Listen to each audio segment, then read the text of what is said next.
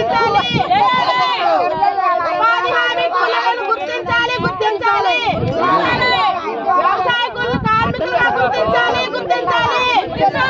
వర్ధిల్లాలి కార్మికుల ఐక్యత